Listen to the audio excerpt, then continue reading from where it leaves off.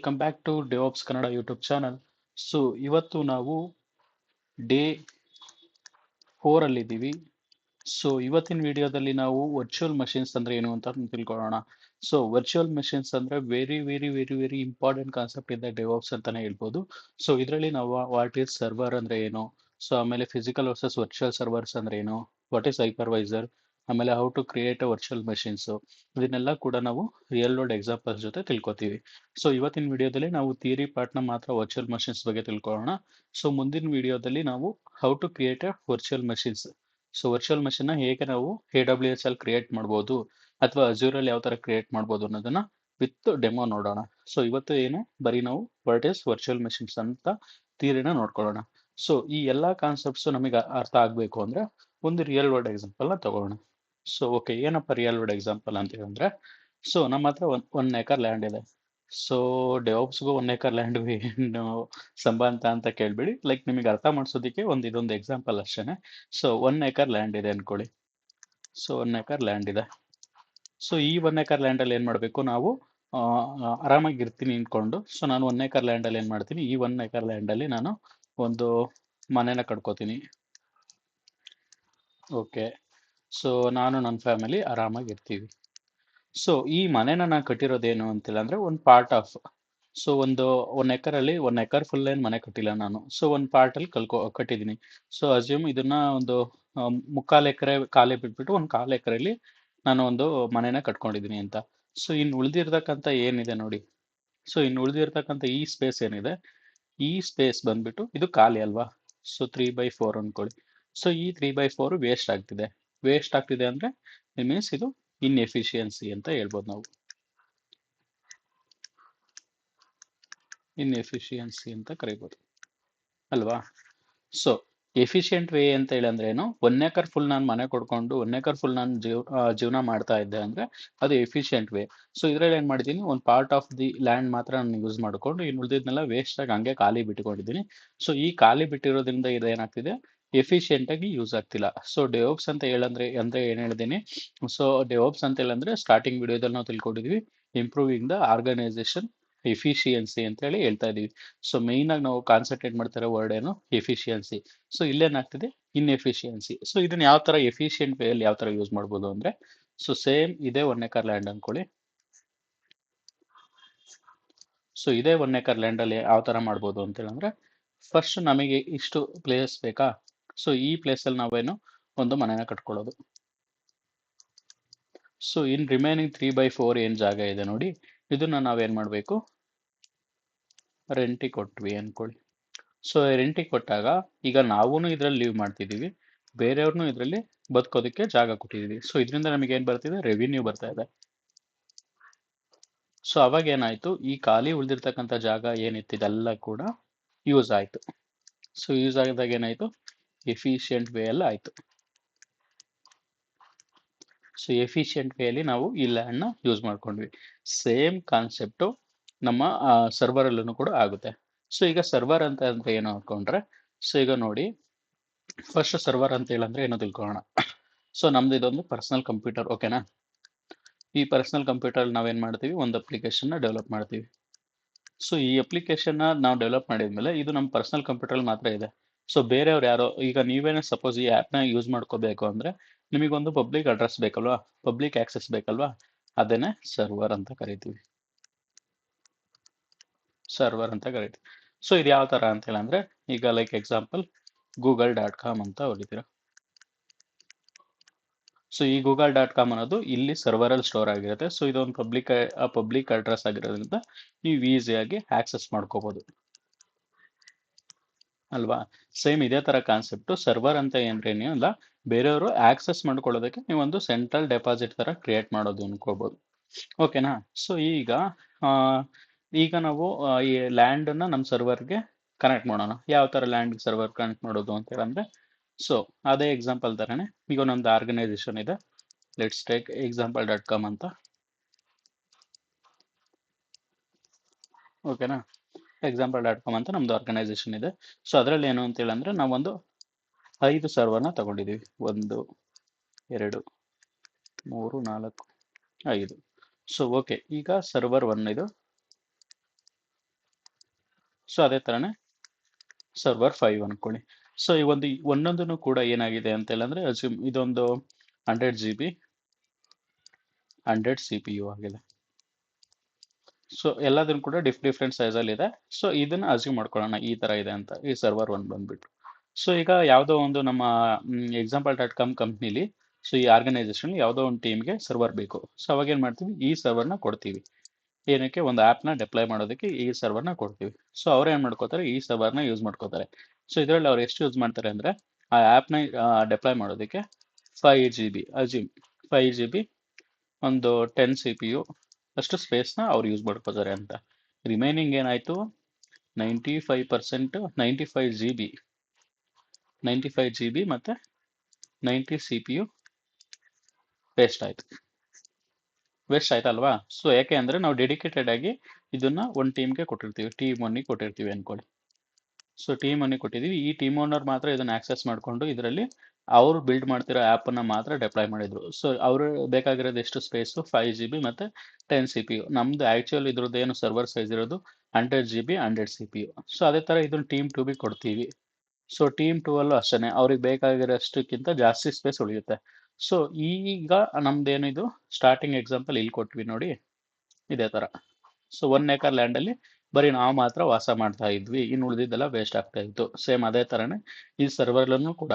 So ಸರ್ವರಲ್ಲಿ ಏನು ಅಂತಿಲ್ಲ ಅಂದರೆ, ಒಂದು ಆ್ಯಪ್ನ ಡಿಪ್ಲಾಯ್ ಮಾಡೋದಕ್ಕೆ ಒಂದು ಟೀಮಿಗೆ ಕೊಟ್ಟಿದ್ವಿ.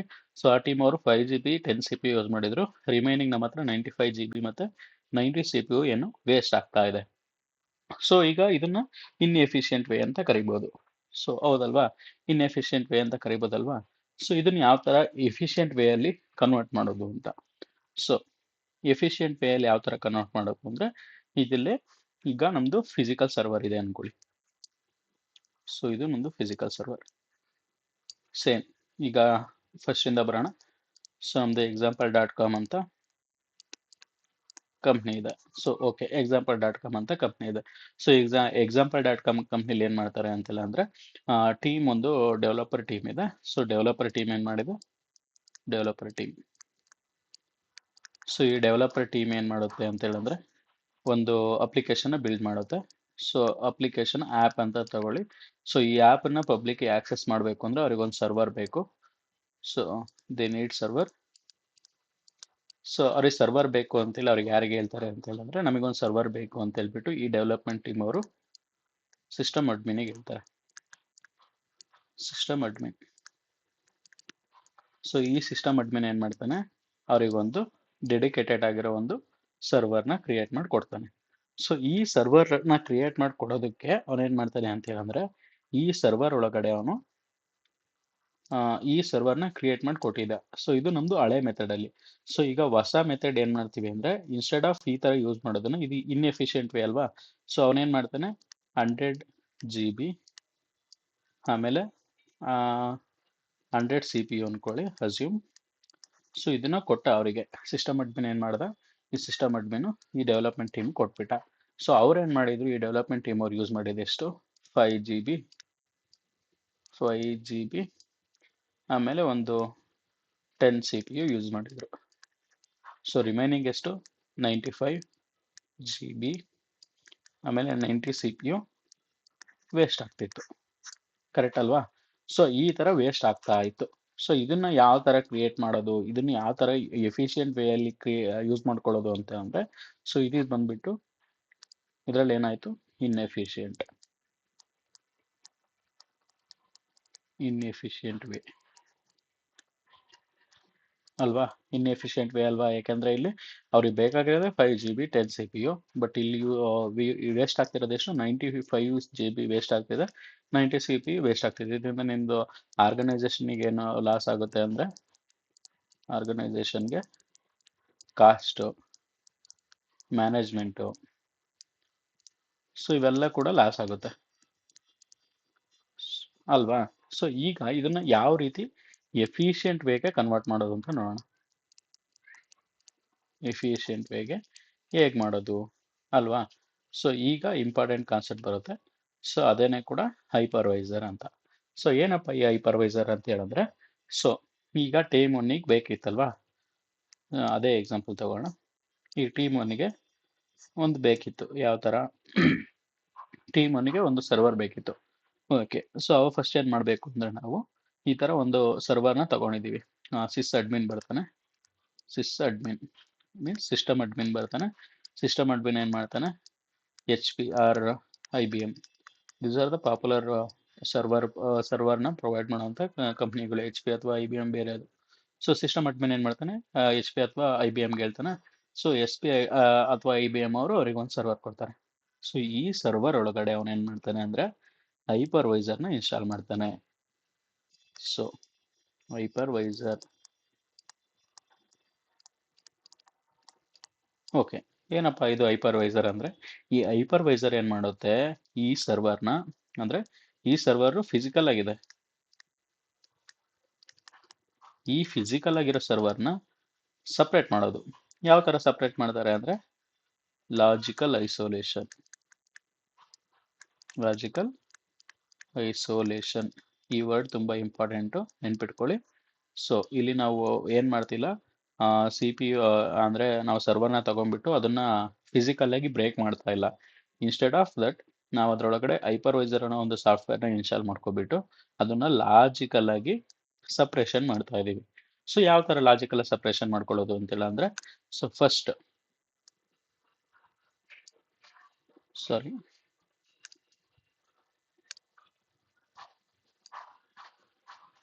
ಈ ಥರ. ಸೊ ಇದನ್ನ ಲಾಜಿಕಲ್ ಸಪ್ರೇಟ್ ಮಾಡಿದ್ವಿ 4 ಪಾರ್ಟ್ ಆಗಿ. ಸೊ ಈ 4 ಪಾರ್ಟ್ ಆಗಿ ಲಾಜಿಕಲ್ ಸಪ್ರೇಟ್ ಮಾಡಿದ್ವಲ್ಲ, ಇದನ್ನ ಫಿಸಿಕಲ್ ಆಗಿ ಮಾಡಿದ್ವಾ ಅಂದ್ರೆ ಫಿಸಿಕಲ್ ಸರ್ವರ್ ತಗೊಂಡ್ಬಿಟ್ಟು ಏನೋ ಒಂದು ಕಟರ್ ತಗೊಂಡ್ಬಿಟ್ಟು ಏನು ಕಟ್ ಮಾಡಿದ್ವಾ, ಇಲ್ಲ ಅಲ್ವಾ. ಸೊ ಇದೇನ್ ಮಾಡಿದ್ವಿ, ಲಾಜಿಕಲ್ ಐಸೋಲೇಷನ್ ಮಾಡಿದ್ವಿ. ಸೊ ಈ ಲಾಜಿಕಲ್ ಐಸೋಲೇಷನ್ ಮಾಡಿದಾಗ ಏನಾಗುತ್ತೆ ಅಂದ್ರೆ ಇದನ್ನ ನಾವು ವರ್ಚುವಲ್ ಮಷಿನ್ ಅಂತ ಕರಿತೀವಿ. ಸೊ ಯಾಕಂದ್ರೆ ನಾವು ಲಾಜಿಕಲ್ ಆಗಿ ಸಪ್ರೇಟ್ ಮಾಡಿರೋದು, ಇಲ್ಲಿ ಫಿಸಿಕಲ್ ಆಗಿದೆ ಸರ್ವರ್ ನಮ್ಮ ಹತ್ರ ಒಂದು, ಅದನ್ನೇನ್ ಮಾಡಿದ್ವಿ ಅದ್ರೊಳಗಡೆ ಸಾಫ್ಟ್ವೇರ್ನ ಇನ್ಸ್ಟಾಲ್ ಮಾಡಿಬಿಟ್ಟು ಲಾಜಿಕಲ್ ಆಗಿ ಸಪ್ರೇಟ್ ಮಾಡಿರೋದು. ಸೊ ಅದಕ್ಕೆ ನಾವು ಇದನ್ನ ಏನಂತ ಕರಿತೀವಿ ಅಂದ್ರೆ ವರ್ಚುವಲ್ ಅಂತ ಕರಿತೀವಿ. ಓಕೆನಾ, ಕಾನ್ಸೆಪ್ಟ್ ಕ್ಲಿಯರಾ?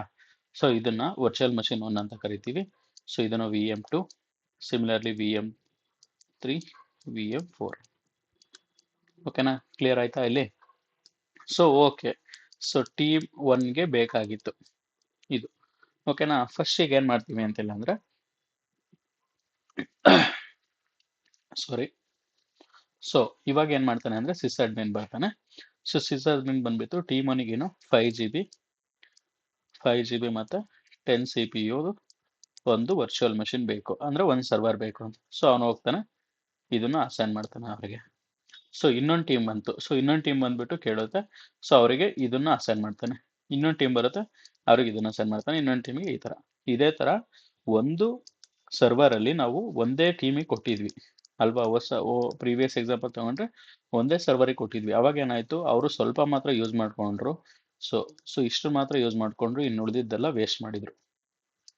ಸೊ ಇನ್ಸ್ಟೆಡ್ ಆಫ್ ಅದನ್ನ ನಾವೇನ್ ಮಾಡಿದ್ವಿ, ಹೈಪರ್ವೈಸರ್ನ ಇನ್ಸ್ಟಾಲ್ ಮಾಡ್ಕೊಬಿಟ್ಟು ವರ್ಚುವಲ್ ಮಷಿನ್ಸ್ ಆಗಿ ಕನ್ವರ್ಟ್ ಮಾಡಿದ್ವಿ. Virtual machine 1, virtual machine 2, virtual machine 3 ಈ ತರ ಕನ್ವರ್ಟ್ ಮಾಡಿದ್ವಿ. ಸೊ ಕನ್ವರ್ಟ್ ಮಾಡಿದಾಗ ಏನಾಯ್ತು, ಅದನ್ನ ಬೇರೆ ಬೇರೆ ಟೀಮಿಗೆ ಕೊಟ್ವಿ. ಸೊ ಅದರಲ್ಲಿ ಏನು ಇಂಪಾರ್ಟೆಂಟ್ ಅಂತ ಹೇಳಿದೆ ಅಂದ್ರೆ ಲಾಜಿಕಲ್ ಐಸೋಲೇಷನ್. ಸೊ ಈ ಲಾಜಿಕಲ್ ಐಸೋಲೇಷನ್ ಅಂತ ಹೇಳಕ್ಕೆ ಏನು ಕರೀತಾರೆ ಅಂತ ಹೇಳಂದ್ರೆ, ಸೊ ಈ ವರ್ಚುವಲ್ ಮಷಿನ್ 1, 2, 3, 4 ಇದೆಯಲ್ಲ, ಒಂದು ಸರ್ವರ್ ಒಳಗಡೆ ನಾವು ಎಷ್ಟು ವರ್ಚುವಲ್ ಮಷಿನ್ ಕ್ರಿಯೇಟ್ ಮಾಡ್ತೀವೋ ಅದು ಸಪ್ರೇಟ್ ಆಗಿರ್ತಕ್ಕಂಥ ಅದರದೇ ಆದಂತಹ ಮೆಮೊರಿನ ಹೊಂದಿರುತ್ತೆ, ಸಿ ಪಿ ಯುನ ಹೊಂದಿರುತ್ತೆ, ಓಕೆನಾ, ಮತ್ತೆ ಹಾರ್ಡ್ವೇರ್ನ ಕೂಡ ಹೊಂದಿರುತ್ತೆ.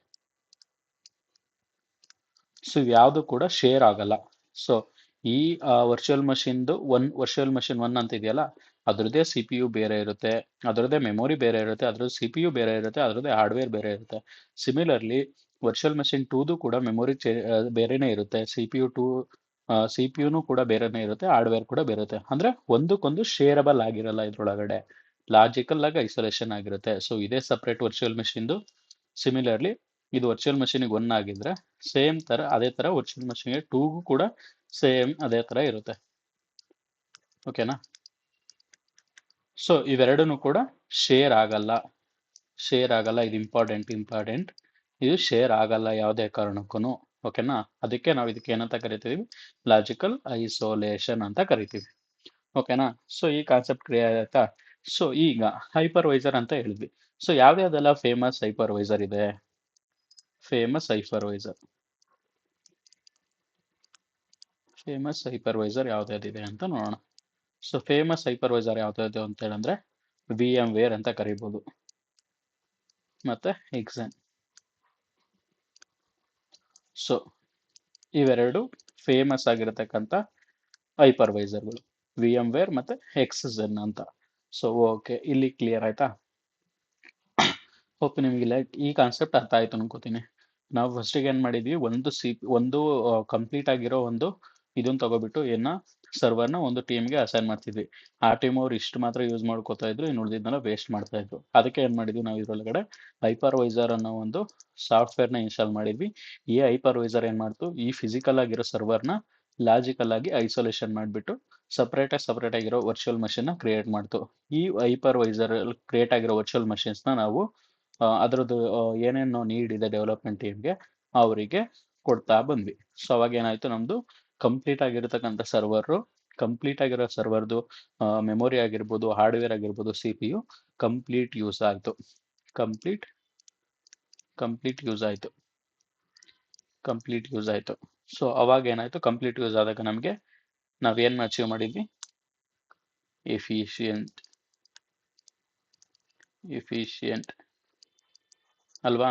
ಸೊ ಎಫಿಷಿಯಂಟ್ ವೇ ಬಂತಲ್ವಾ ಇಲ್ಲಿ.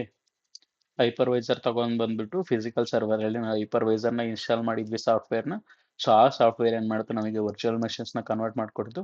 ಸೊ ಈ ವರ್ಚುವಲ್ ಮಷಿನ್ಸ್ ಲಾಜಿಕಲ್ ಐಸೋಲೇಷನ್ ಆಗಿರುತ್ತೆ. ಲಾಜಿಕಲ್ ಐಸೋಲೇಷನ್ ಅಂದ್ರೆ ಏನು ಅಂದ್ರೆ, ಅದರದೇ ಆದಂತ ಓನ್ ಮೆಮೊರಿ ಇರುತ್ತೆ, CPU ಇರುತ್ತೆ, ಹಾರ್ಡ್ವೇರ್ ಇರುತ್ತೆ, ಒಂದಕ್ಕೊಂದು ಇಂಟರ್ಲಿಂಕ್ ಆಗಿರಲ್ಲ ಅಥವಾ ಶೇರಬಲ್ ಆಗಿರಲ್ಲ ಅನ್ನೋದು ಇಂಪಾರ್ಟೆಂಟ್. ಸೊ ಫೇಮಸ್ ಹೈಪರ್ವೈಸರ್ ಯಾವ್ದು ಅಂತ ಹೇಳಿದ್ರೆ VMware ಎಕ್ಸೆನ್ ಅಂತ ಕರಿತೀವಿ. ಸೊ ಇದ್ರ ಮೂಲಕ ನಾವೇನ್ ಸಾಧನೆ ಮಾಡಿದ್ವಿ ಅಂದ್ರೆ ಎಫಿಷಿಯಂಟ್ ವೇ ಅಲ್ಲಿ ಯಾವ ರೀತಿ ಸರ್ವರ್ನ ಯೂಸ್ ಮಾಡ್ಕೊಳ್ಳೋದು ಅನ್ನೋದು ಕ್ಲಿಯರ್ ಆಯ್ತು. ಸೊ ಹೋಪ್ ನಿಮಗೆ ಈಗ ವರ್ಚುವಲ್ ಮಷಿನ್ ಅನ್ನೋದು ಕ್ಲಿಯರ್ ಆಯ್ತಲ್ವಾ? ಸೊ ವರ್ಚುವಲ್ ಮಷಿನ್ ಏನು ಅನ್ನೋದು ಕ್ಲಿಯರ್ ಆಯ್ತು. ಸೊ ಈಗ ಯಾವ ತರ ನಾವು ವರ್ಚುವಲ್ ಮಷಿನ್ಸ್ ನ ಕ್ರಿಯೇಟ್ ಮಾಡ್ಬೇಕಲ್ವಾ? ಸೊ ಈಗ ವರ್ಚುವಲ್ ಮಷಿನ್ ಹೆಂಗಪ್ಪ ಕ್ರಿಯೇಟ್ ಮಾಡೋದು ಅನ್ನೋದು. ಸೊ ಈಗ ಏನು ಅಂದ್ರೆ AWS ಗೆ ಅಂತ ಎಕ್ಸಾಂಪಲ್ ತಗೋಣ. ಸೊ AWS ಮುಂಬೈ ರೀಜಿಯನ್, ಆಮೇಲೆ ಸಿಂಗಾಪುರ್ ರೀಜನ್. ಸೊ ಈ ತರ ಡಿಫ್ರೆಂಟ್ ಆಗಿರೋ ಲೊಕೇಶನ್ಸ್ ಅಲ್ಲಿ ಏನ್ ಮಾಡಿರ್ತಾರೆ ಅಂದ್ರೆ ಅವ್ರದೇ ಆದಂತ ಒಂದು ಡಾಟಾ ಸೆಂಟರ್ ನ ಕ್ರಿಯೇಟ್ ಮಾಡಿರ್ತಾರೆ. ಸೊ ಡಾಟಾ ಸೆಂಟರ್ ಅಂದ್ರೆ ಏನು ಅಂದ್ರೆ ಅವ್ರದೇ ಆದಂತ ಫಿಸಿಕಲ್ ಸರ್ವರ್ ನ ಕ್ರಿಯೇಟ್ ಮಾಡಿರ್ತಾರೆ. ಫಿಸಿಕಲ್ ಸರ್ವರ್ ಅಂದ್ರೆ ಈ ತರ ಈ ತರ ರ್ಯಾಕ್ ಸಿಸ್ಟಮ್ ಅಲ್ಲಿ ಇರುತ್ತೆ ಅನ್ಕೊಳ್ಳೋಣ. ಓಕೆ, ಸೊ 1 to 100 ಜಾಸ್ತಿನೇ ಇರುತ್ತೆ. ನಾವು ಒಂದು ಎಕ್ಸಾಂಪಲ್ ತಗೊಳ್ಳೋದಕ್ಕೆ ಈ ತರ ಅನ್ಕೊಂಡಿದೀವಿ. ಸೊ ಇದೇನು ಅಂತಿಲ್ಲ ಅಂದ್ರೆ AWS data centre.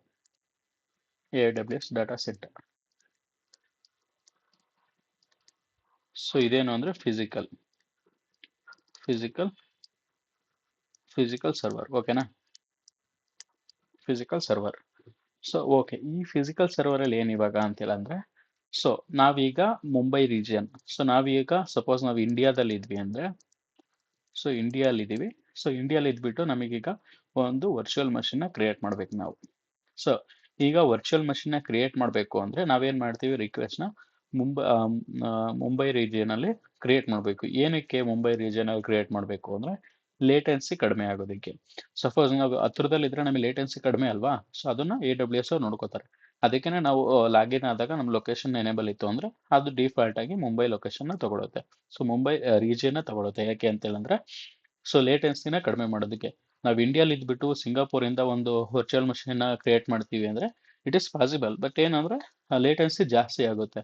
So latency ಕಡಿಮೆ ಮಾಡೋದಕ್ಕೆ ಏನು ಅಂದ್ರೆ ನಾವು ಯಾವ ಪ್ಲೇಸ್ ಅಲ್ಲಿ ಇರ್ತೀವೋ ಅದ್ರ ನಿಯರ್ ಅಲ್ಲಿ ಒಂದು ವರ್ಚುವಲ್ ಮಷಿನ್ ನ ಕ್ರಿಯೇಟ್ ಮಾಡೋದು, ಲೇಟೆನ್ಸಿ ಕಡಿಮೆ ಮಾಡೋದು.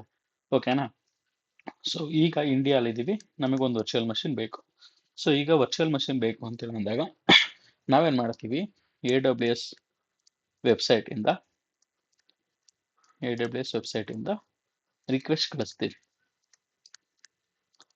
ಸೊ ರಿಕ್ವೆಸ್ಟ್ ಎಲ್ಲಿ ಕಳಿಸ್ತಾ ಇದೀವಿ ಅಂತ ಹೇಳಿದ್ರೆ ಮುಂಬೈ ರೀಜಿಯನ್ ಕಳಿಸ್ತೀವಿ. ಸೊ ಈ ಮುಂಬೈ ರೀಜಿಯನ್ ಕಳಿಸ್ತೀವಿ. ಸಪೋಸ್ ನಾವೇನ್ ರಿಕ್ವೆಸ್ಟ್ ಕಳಿಸಿದೀವಿ ಅಂದ್ರೆ ನಮಗೆ ಒಂದು 10 GB ಇರೋದು, 10 CPU ಇರೋದು ಒಂದು ವರ್ಚುವಲ್ ಮಷಿನ್ ಬೇಕಪ್ಪ ಅಂತ ರಿಕ್ವೆಸ್ಟ್ ನ ಕಳಿಸಿದೀವಿ ಅವರಿಗೆ. ಸೊ ಇದು ನಮ್ಮ ರಿಕ್ವೈರ್ಮೆಂಟ್ಸ್. ಯಾರಿಗೆ ಕಳಿಸಿದ್ವಿ? ಮುಂಬೈ ರೀಜಿಯನ್ಗೆ AWS ಮೂಲಕ ಕಳಿಸಿದ್ದೀವಿ. ಸೊ ಆಗ ಏನು ಮಾಡ್ತಾರೆ ಅಂದರೆ, ಈ ಮುಂಬೈ ರೀಜಿಯನಲ್ಲಿ ಇದೆ, ಮುಂಬೈ ರೀಜಿಯನ್ ಅಂದ್ಕೊಳ್ಳಿ. ಸೊ ಈ ಮುಂಬೈ ರೀಜಿಯನಲ್ಲಿ VM1, ಸೊ ಇವೆಲ್ಲ ಲಾಜಿಕಲ್ ಐಸೋಲೇಷನ್ ಆಗಿರುತ್ತೆ. ಇದರೊಳಗಡೆ ಲಾಜಿಕಲ್ ಐಸೋಲೇಷನ್ ಎಲ್ಲ ಆಗಿರುತ್ತೆ. ಹೈಪರ್ವೈಸರ್ ಎಲ್ಲ ಇನ್ಸ್ಟಾಲ್ ಆಗಿರುತ್ತೆ. ಯಾರು ಮಾಡಿರ್ತಾರೆ ಇದನ್ನೆಲ್ಲ ಅಂದರೆ AWS ಅವರೆಲ್ಲ ಹೈಪರ್ವೈಸರ್ನೆಲ್ಲ ಇನ್ಸ್ಟಾಲ್ ಮಾಡಿಬಿಟ್ಟು ವರ್ಚುವಲ್ ಮಷಿನ್ ಕ್ರಿಯೇಟ್ ಮಾಡಿದ್ದಾರೆ. ಸೊ ಅಸ್ಯೂಮ್ ಇದು ವರ್ಚುವಲ್ ಮಷಿನ್ 1 ಅಂದರೆ ಇದು 100. ಸೊ ಫಸ್ಟ್ ಇಲ್ಲಿಂದ ಚೆಕ್ ಮಾಡ್ಕೊ ಬರುತ್ತೆ ನಮಗೆ ಎಲ್ಲಿ ಈ 10 GB 10 CPU ಖಾಲಿ ಇದೆ. ಸೊ ಸಪೋಸ್ ಒಂದರಲ್ಲೇ ಖಾಲಿ ಇತ್ತು ಅಂದರೆ 1 ಅಸೈನ್ ಮಾಡುತ್ತೆ, 2 ಇಲ್ಲ 3 ಯಾವ್ದ್ರಲ್ಲಿ ಖಾಲಿ ಇತ್ತು ನಮಗೆ ಅದರದ್ದು ಕೀಪೇರ್ ವ್ಯಾಲ್ಯೂಸು, ಆಮೇಲೆ ಪಬ್ಲಿಕ್ ಅಡ್ರೆಸ್ಸು ಅಥವಾ ಪ್ರೈವೇಟ್ ಅಡ್ರೆಸ್ ಆಗಿರ್ಬೋದು, ಅಥವಾ IP ಅಡ್ರೆಸ್. ಸೊ ಇಷ್ಟನ್ನು ಕೂಡ ನಮಗೆ AWS ಅವರು ಮುಂಬೈ ರೀಜನ್ನಿಂದ ನಮಗೆ ವಾಪಸ್ನ ಸೆಂಡ್ ಮಾಡ್ತಾರೆ. ಸೊ ನಮಗೆ ಕಳಿಸ್ತಾರೆ. ರಿಕ್ವೆಸ್ಟ್ ನಾವು ಕಳಿಸಿದ್ವಿ, ಸೊ ಅವರು ನಮಗೆ ಸೆಂಡ್ ಬ್ಯಾಕ್ ಮಾಡ್ತಾರೆ. ಸೊ ನೋಡಪ್ಪ, ನೀನು 10 GB ಮತ್ತು 10 CPU ಇರೋದು ಒಂದು ವರ್ಚುವಲ್ ಮಷಿನ್ ಬೇಕು ಅಂತ ಹೇಳಿದೆ, ನಮ್ಮ ಹತ್ರ ಇದೆ, ಅದು ತಗೋ, ನಿಂದದು IP ಅಡ್ರೆಸ್ ಇದಿದೆ, ಸೊ ನಿನ್ನ ಕೀಪೇರ್ ವ್ಯಾಲ್ಯೂಸ್ ಇದಿದೆ, ಪಬ್ಲಿಕ್ ಅಡ್ರೆಸ್ ಇದಿದೆ, ಪ್ರೈವೇಟ್ ಅಡ್ರೆಸ್ ಇದೆ ಅಂತೇಳಿ ನಮಗೆ ರಿಕ್ವೆಸ್ಟ್ನ ಕಳಿಸ್ತಾರೆ. ಸಪೋಸ್ ನೀನು ನೆಕ್ಸ್ಟ್ ಡೇ ಹೋಗ್ಬಿಟ್ಟು, ಓಕೆ ನಂದು ವರ್ಚುವಲ್ ಮಷಿನ್ ಮುಂಬೈ ರೀಜನಲ್ಲಿದೆ, ಸೊ ನಾನೀಗ ಅಲ್ಲಿಗೆ ಹೋಗ್ಬಿಟ್ಟು ನಾನು ಅದರಲ್ಲಿ ಸ್ವಲ್ಪ ಏನೋ ಇನ್ಸ್ಟಾಲ್ ಮಾಡಬೇಕು, ನಾನು ನನ್ನನ್ನು ಒಳಗಡೆ ಬಿಡಿ ಅಂತಿಲ್ಲ ಅಂದರೆ ಒಳಗಡೆ ಬಿಡಲ್ಲ. ಯಾಕೆ ಅಂದರೆ ನಿನಗೆ ನೋಡಪ್ಪ, ನಿನಗೆ IP ಅಡ್ರೆಸ್ ಕೊಡ್ತೀವಿ, ನಿಂಗೆ ಕೀಪೇರ್ ವ್ಯಾಲ್ಯೂ ಕೊಡ್ತೀವಿ, ಪಬ್ಲಿಕ್ ಅಡ್ರೆಸ್ ಕೊಡ್ತೀವಿ, ಪ್ರೈವೇಟ್ ಅಡ್ರೆಸ್ ಕೊಡ್ತೀವಿ, ಇಷ್ಟರಲ್ಲಿ ನೀನು ಏನಾದರೂ ಮಾಡ್ಕೊ.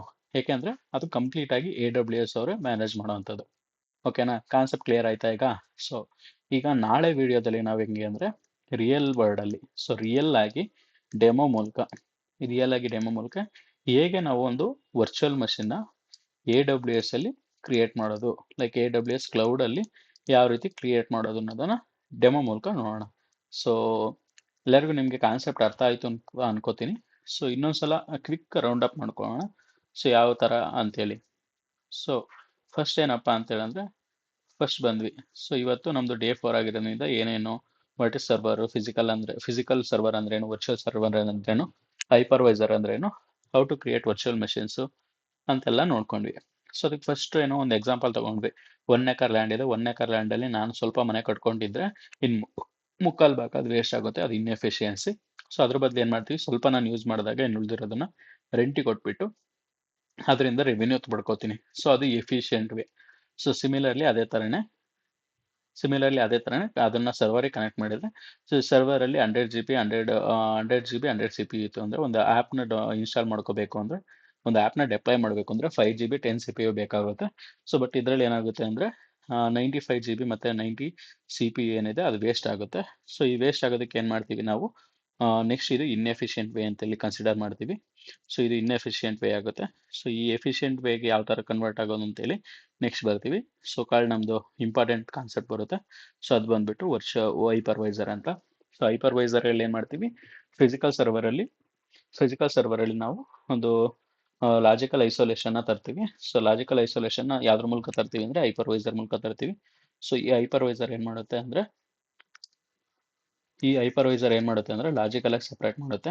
ಸೊ ಫಿಸಿಕಲ್ ಸರ್ವರ್ನ ಬ್ರೇಕ್ ಡೌನ್ ಮಾಡಿಬಿಟ್ಟು ವರ್ಚುವಲ್ ಮಷಿನ್ಸ್ ಕ್ರಿಯೇಟ್ ಮಾಡುತ್ತೆ. So logical isolation important. Logical isolation ಅಂದ್ರೆ ಏನು, ಪ್ರತಿಯೊಂದು ವರ್ಚುವಲ್ ಮಷಿನ್ ಕೂಡ ತನ್ನದೇ ಆದಂತಹ ಮೆಮೊರಿ, CPU, ಹಾರ್ಡ್ವೇರ್ನ ಹೊಂದಿರುತ್ತೆ ಅನ್ನೋದು ಗೊತ್ತಾಯ್ತು ಕಾನ್ಸೆಪ್ಟು. ಓಕೆ, ಸೊ ಅವೆರಡು ಶೇರಬಲ್ ಆಗಿರಲ್ಲ, ಸೊ ಒಂದೊಂದು ಸಪ್ರೇಟ್ ಆಗಿರುತ್ತೆ ಅಂತ. ಸೊ ಇದು ಎಫಿಷಿಯೆಂಟ್ ವೇ ಅಂತ ಬಂತು. ಫೇಮಸ್ ಹೈಪರ್ವೈಸರ್ ಯಾವ್ದು ಅಂದರೆ VMware ಮತ್ತು Xen ಅಂತ ಬಂತು. ಸೊ ಇಲ್ಲೇನಾಯಿತು, ನಮ್ಮದು ಸರ್ವರ್ ಕಂಪ್ಲೀಟಾಗಿ ಯೂಸ್ ಆಯಿತು. ಸೊ ಅದೇ ಥರ ಈಗ ರಿಯಲ್ ಟೈಮಲ್ಲಿ ಯಾವ ಥರ ಕ್ರಿಯೇಟ್ ಮಾಡೋದು ಅಂತ ಬಂದರೆ, ಸೊ ಡಾಟಾಬೇಸ್ ಕ್ರಿಯೇಟ್ ಆಗಿರುತ್ತೆ. ಇಲ್ಲಿ AWS ಅವರು ಡಿಫ್ರೆಂಟ್ ಲೊಕೇಶನಲ್ಲಿ ತಂದೆ ಆದಂಥ ಡಾಟಾಬೇಸ್ ಡಾಟಾ ಸೆಂಟರ್ನ ಇಟ್ಕೊಂಡಿರ್ತಾರೆ. ಅಸ್ಯೂಮ್ ಮುಂಬೈಲಿ ಒಂದು ಡಾಟಾ ಸೆಂಟರ್ ಇದೆ, ಸಿಂಗಾಪುರಲ್ಲಿ ಒಂದಿದೆ. ಸಪೋಸ್ ನಾವು ಇಂಡಿಯಾದಲ್ಲಿ ಇದ್ವಿ ಅಂದರೆ ಒಂದು ವರ್ಚುವಲ್ ಮಷಿನ್ ಕ್ರಿಯೇಟ್ ಮಾಡಬೇಕು ಅಂದರೆ ಮುಂಬೈ ರೀಜನ್ಗೆ ನಾವು ರಿಕ್ವೆಸ್ಟ್ ಕಳಿಸ್ಬೇಕು. ಯಾಕೆಂದರೆ ಲೇಟೆನ್ಸಿನ ಕಡಿಮೆ ಮಾಡೋದಕ್ಕೆ. ಓಕೆ, ಅದಾದಮೇಲೆ ನಾವು ಈಗ ಏನು ಮಾಡ್ತೀವಿ, AWS ವೆಬ್ಸೈಟಿಗೆ ಹೋಗ್ತೀವಿ. ಸೊ AWS ವೆಬ್ಸೈಟಿನ ಒಂದು ರಿಕ್ವೆಸ್ಟ್ನ ಪಾಸ್ ಮಾಡ್ತೀವಿ. ರಿಕ್ವೆಸ್ಟ್ ಹೋಗ್ಬಿಟ್ಟು ಮುಂಬೈ ರೀಜನಿಗೆ ಹೋಗುತ್ತೆ. ಸೊ ನಾವು ಮುಂಬೈ ರೀಜನ್ ಏನು ಕಳಿಸ್ತೀವಿ, ನಮಗೆ 10 GB ಮತ್ತು 10 GB CPU ಇರತಕ್ಕಂಥ ಒಂದು ವರ್ಚುವಲ್ ಮಷಿನ್ ಬೇಕು ಅಂತ ಕಳಿಸ್ತೀವಿ. ಸೊ ಇದನ್ನು ಕಳಿಸಿದ್ಮೇಲೆ ಮುಂಬೈ ರೀಜನಲ್ಲಿ ಹೋಗಿ ಪ್ರತಿಯೊಂದು ವರ್ಚುವಲ್ ಮಷಿನ್ಸಲ್ಲೂ ಅಂದರೆ ರಾಕ್ ಥರ ಜೋಡಿಸಿರ್ತಾರೆ ಸರ್ವರ್ನ, ಅದರೊಳಗೆ ಚೆಕ್ ಮಾಡುತ್ತೆ ಯಾವ್ದು ನಮಗೆ ಕ್ರೈಟೀರಿಯಾ ಮ್ಯಾಚ್ ಆಗುತ್ತೆ ಅದನ್ನು ನಮಗೆ ಸೆಂಡ್ ಬ್ಯಾಕ್ ಮಾಡ್ತಾರೆ. ಸೊ ಸೆಂಡ್ ಬ್ಯಾಕ್ ಅಲ್ಲಿ ಏನ್ ಮಾಡ್ತಾರೆ ಅಂದ್ರೆ ನಮಗೆ ಕೀ ಪೇರ್ನ ಕಳಿಸ್ತಾರೆ. ಅದ್ರ ಜೊತೆ ಪಬ್ಲಿಕ್ ಅಡ್ರೆಸ್, ಪ್ರೈವೇಟ್ ಅಡ್ರೆಸ್ ಮತ್ತೆ IP ಅಡ್ರೆಸ್ನ ಕಳಿಸ್ತಾರೆ. ಸೊ ನಾವು ಹೋಗ್ಬಿಟ್ಟು ಅದನ್ನ ಮೇಂಟೈನ್ ಮಾಡೋಕ್ಕಾಗಲ್ಲ, ಯಾಕಂದ್ರೆ AWS ಅದನ್ನ ಕಂಪ್ಲೀಟ್ ಆಗಿ ಮ್ಯಾನೇಜ್ ಮಾಡ್ತಾ ಇರ್ತಾರೆ. ಸೊ ನಾಳೆ ವಿಡಿಯೋದಲ್ಲಿ ನಾವು ಇದನ್ನ ಹೆಂಗೆ ಕ್ರಿಯೇಟ್ ಮಾಡೋದು AWS ವೆಬ್ಸೈಟ್ ಅಲ್ಲಿ ಒಂದು ವರ್ಚುವಲ್ ಮಷೀನ್ ಏನೇನೆಲ್ಲ ಬೇಕಾಗುತ್ತೆ ಅನ್ನೋದನ್ನ ನೋಡೋಣ. ಓಕೆ, ಹೋಪ್ ನಿಮಗೆ ವಿಡಿಯೋ ಎಲ್ಲ ಅರ್ಥ ಆಯ್ತು ಅನ್ಕೋತೀನಿ. Thank you everyone.